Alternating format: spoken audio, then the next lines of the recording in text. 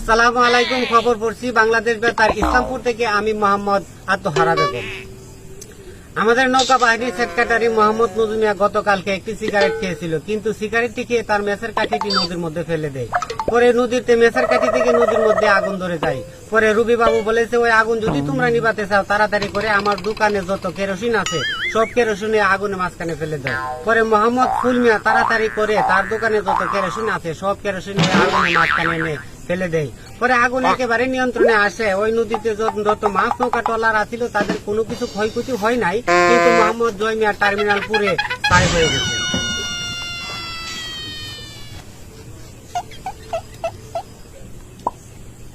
আমাদের রিকুর্দিয়া বাজারের বিমল বাবুর দোকান থেকে মোহাম্মদ মাজুমিয়া গতকালকে একটি পান খেয়েছিল, কিন্তু ওই পানের মধ্যে একটি সুপারের টুকরো বড় ছিল। ওই বড় টুকরোটি তার গলার মধ্যে আটকে যাওয়ার কারণে সে 1 মাস ধরে কিছু খেতে পারছিল না।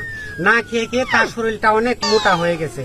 পরে বাংলাদেশের ডাক্তাররা অনেক পরীক্ষা নিরীক্ষা করে বলেছেন ওই সুপারিটাকে যদি বের করতে হয় তাহলে তাকে সিঙ্গাপুর পাঠাতে হবে। পরে মোহাম্মদ লাল মিয়া তাড়াতাড়ি করে তাকে সিঙ্গাপুর নিয়ে যায়। পরে সিঙ্গাপুর ডাক্তাররা অনেক পরীক্ষা নিরীক্ষা করে তার পায়ের নিচে অপারেশন করে তার গলার সুপারিটাকে বের করে আনে।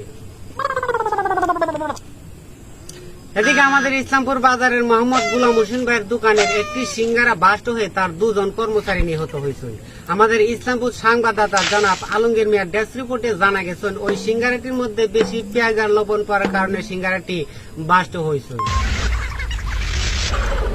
এদিকে আমাদের অষ্টগ্রাম থানার ইসলামপুরের ড্রাইভার মোহাম্মদ মুসাব্বির মিয়া গতকালকে 4 জন যাত্রী নিয়ে সিঙ্গাপুর যাওয়ার উদ্দেশ্যে রওনা হইলেন, কিন্তু ইসলামপুর কাছাকাছি এসে একটি ইঁদুরের সাথে ধাক্কা খেয়ে তার গাড়িটি উল্টে যায়।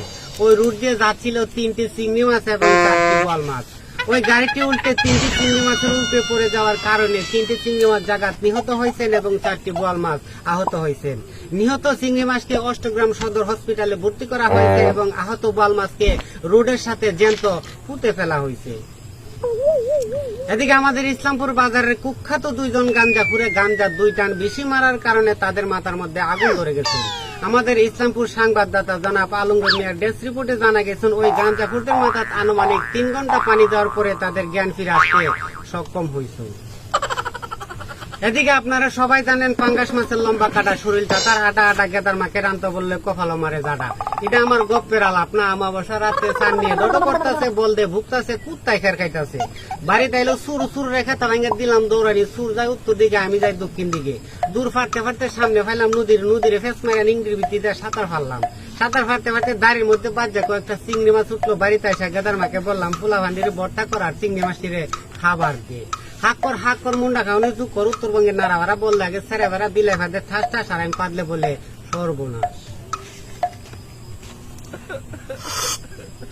আপনারা সবাই জানেন বাংলাদেশে মাছের অভাব অনটন এত বেশি দেখা দিয়েছে, তার কারণ হচ্ছে একটি গত জুলাই মাসে মেঘনা নদী দিয়ে একটি মায়াবুড়ি জাহাজ যাচ্ছিল, কিন্তু ইসলামপুর কাছাকাছি এসে একটি চিংড়ি মাছের সাথে ধাক্কা খেয়ে ওই মায়াবুড়ি জাহাজটি পানিতে ডুবে যায়। ওই জাহাজে যত মায়াবুড়ি আছিল সব মাছে খেয়ে ফেলার কারণে মাছের সন্তানাদি নষ্ট হয়ে যায়। ফলে বাংলাদেশে মাছের অভাব অনটন এত বেশি দেখা দিয়েছে। এদিকে আমাদের ইসলামপুর বাজারের সাবেক দোকানদার মোহাম্মদ মানিক মিয়ার দোকানের নিচে একটি চাউলের খুনি পাওয়া গেছে। ওই খুনি থেকে 3 থেকে 3.5 কেজি চাল পাওয়া গেছে, আরো পাবো বলে আশা করা যাচ্ছে।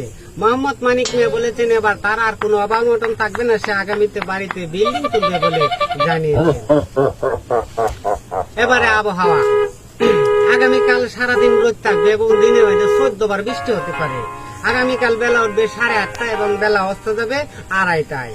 আজকের মতো খবরে পর্যন্তই। আমাদের পরবর্তী খবর শোনার জন্য সবাইকে আমন্ত্রণ জানিয়ে শেষ করছি। আমি মোহাম্মদ আত্মহারা বেগম। আসসালামু আলাইকুম।